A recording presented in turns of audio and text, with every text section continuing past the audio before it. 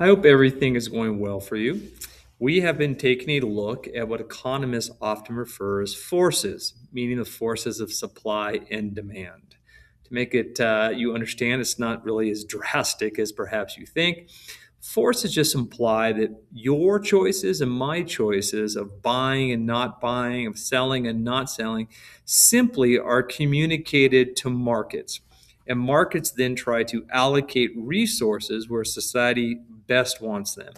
And capitalism simply means where consumers want resources to go to produce goods and services.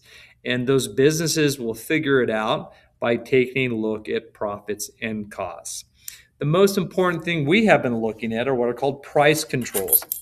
As we've talked about before, businesses want prices very high and consumers want prices which are really low. And the very nature of government is to try to, in our case, a republic, respond to the needs of its citizens. However, as you can see, that is never going to be attainable simply because the citizens, known as the businesses or sellers, which are you and I, and the consumers, who are the buyers, which are still you and I, want completely opposite things. But nonetheless, they keep interfering, and that is what is known as a price control. I would like you right now to make sure that you have these two models right now perfectly done in your notes. And I'll have the substitute hit pause really quick for you to copy these down perfectly in your notes as I explain them. One more time. EP simply refers to equilibrium. That is where supply and demand intersect each other. EPF is referred to as a price floor. See that solid line? That means prices really want to go down. Remember, everything gravitates toward this idea known as equilibrium, which is in constant dynamic movement because the forces of supply and demand are always in constant dynamic movement. So, one more time, prices want to go down, but they're stuck right here. You can never go lower than a floor. So, the price floors keep prices artificially higher than they should be. And that is a benefit to the sellers. Most important thing, understand that. Price floors are meant to help the sellers, but they come at the expense of the buyers who have to pay more than they would have to in a free market. At the same time, even though these sellers think they're being helped, in reality, the buyers only purchase this amount, but the sellers are, of course, producing this amount. That, my friends, keeps a surplus is created and it cannot be eliminated. So, what good is it of having a high price if nobody's going to buy your stuff? On the other side, we have what is known as price ceilings. As you can see, a price ceiling below equilibrium, much like a floor above equilibrium, gives you this concept of a house being upside down. The most important thing on the price ceiling is that it keeps prices artificially lower than they should be. And remember, when I say should, it is not an opinion, it's just what buyers and sellers themselves are more likely to head toward. This is meant to help buyers and really not help sellers.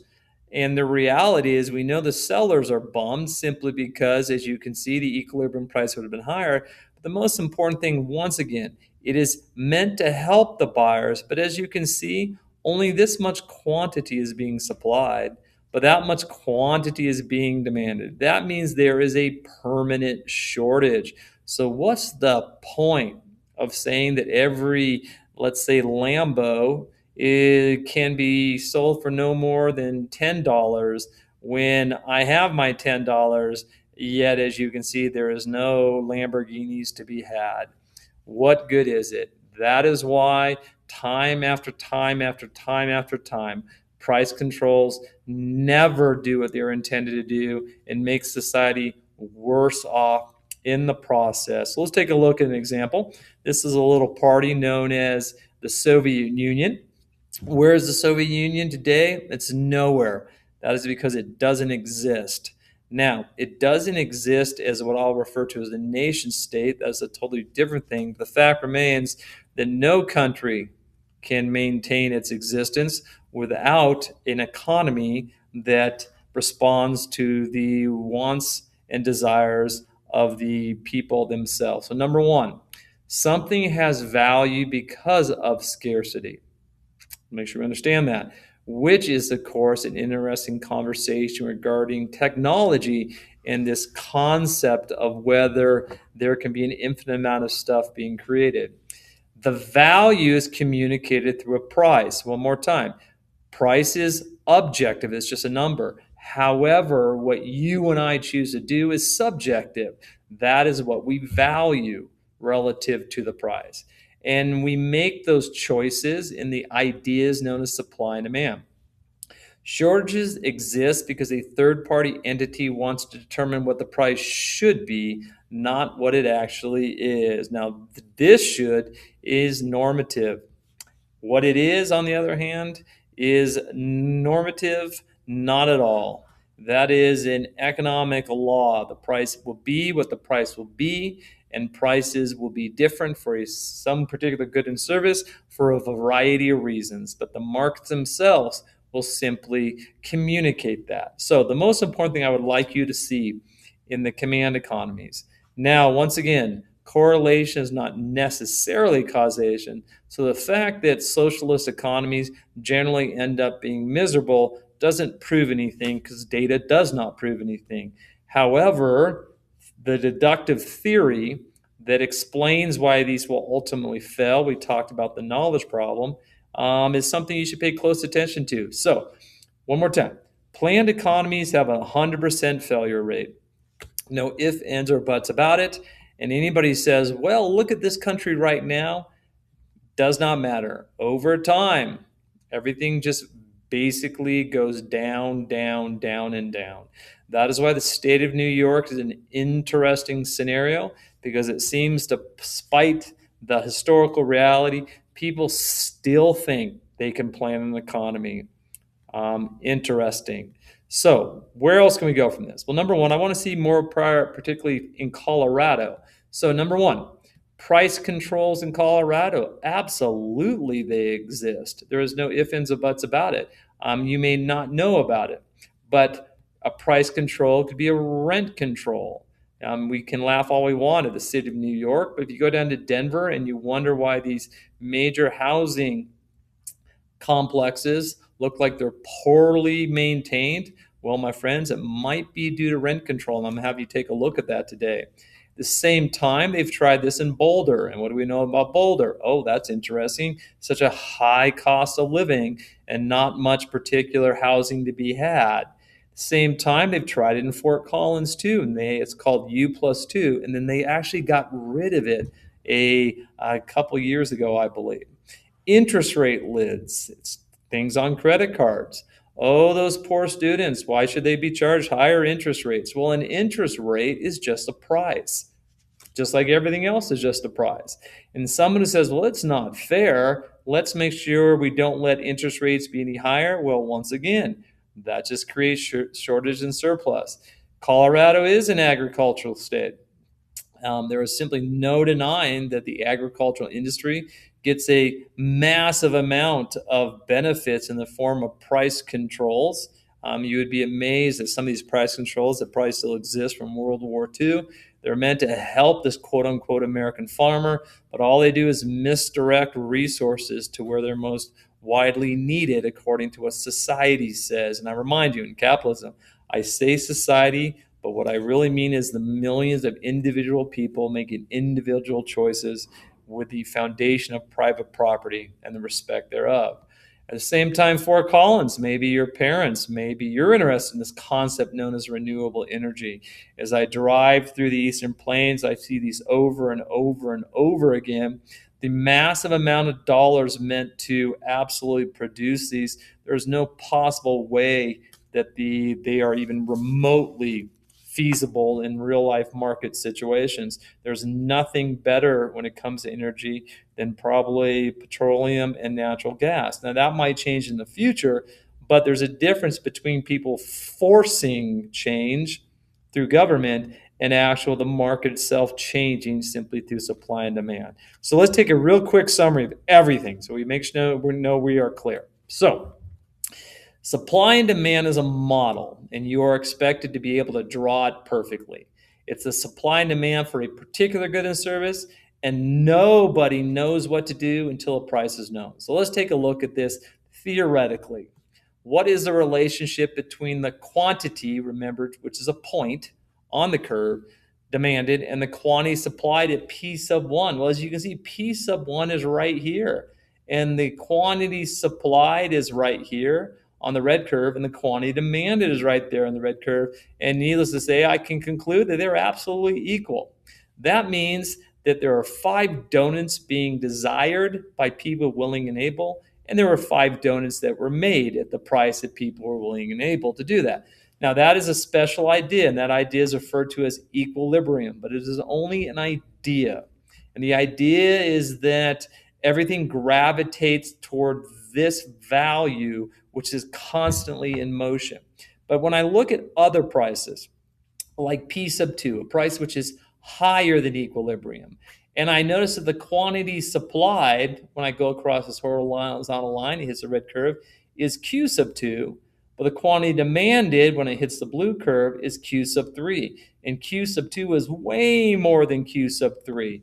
And that's what I want you to make sure you understand, that the quantity demanded is Q sub 3, and it's far less than Q sub 2. Now, what is it called? Well, this difference between the two is simply referred to as a surplus.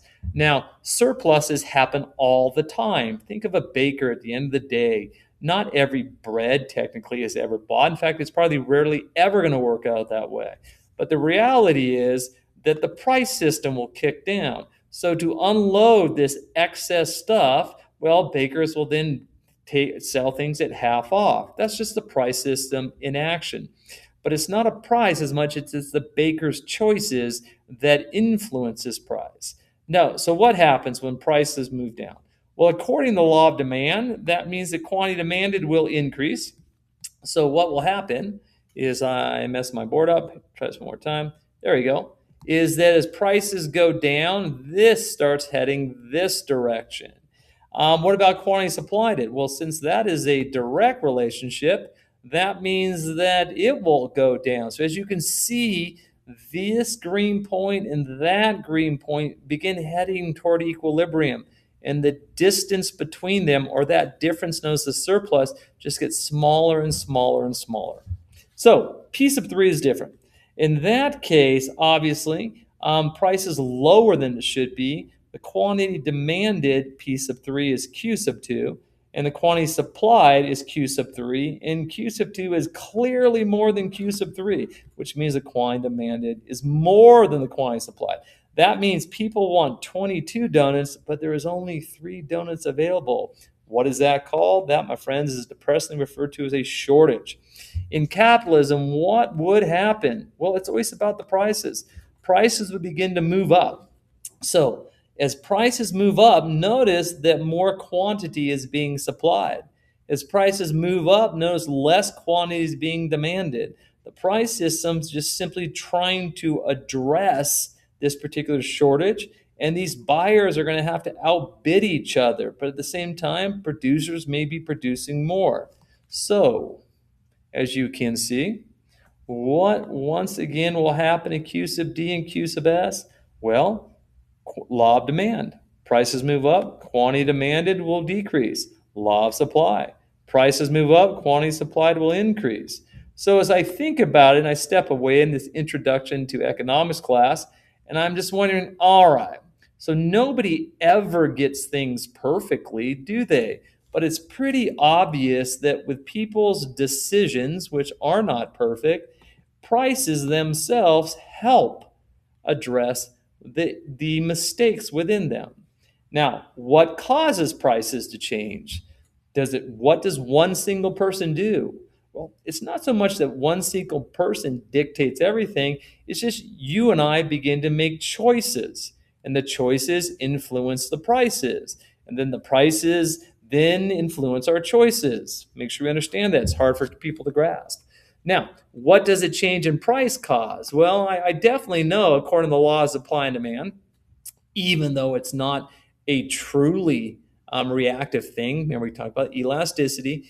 Generally speaking, it affects quantity demanded and quantity supplied. Remember, I didn't say demand, I didn't say supply. I said the quantity demanded and quantity supplied, different specific points on the curve. Now, that tells me that what really eliminates shortages and surplus, my friends, it is always prices. So that is called the rationing effect of prices. To ration means to allocate things different ways. And obviously, it is best to not interfere with the price system, which people still struggle with. Why is that? Because a price is just not an arbitrary number, it reflects choices. And then it causes us to make choices at the same time. And time after time after time, governments think they can mastermind an economy. Governments think that they can choose a price that is a better decision than the millions and millions of people's decisions, which are then reflected in a price. Buyers want prices lower. Sellers want prices higher. I told you before, capitalism simply allocates resources which are scarce. So, clearly people still do not understand the importance of a functioning system of real prices. Yeah, it's gone on forever and ever and ever and ever. Clearly, people do not understand the role of a price in capitalism, probably because people still don't understand what capitalism is. You yourself now do. It is strictly defined. Capitalism is a voluntary system of exchange based on private property with no interference, ceteris paribus. You guys have a great day. I'm going to have you take a look at a couple scenarios that the substitute is going to point you to regarding people interfering in the markets.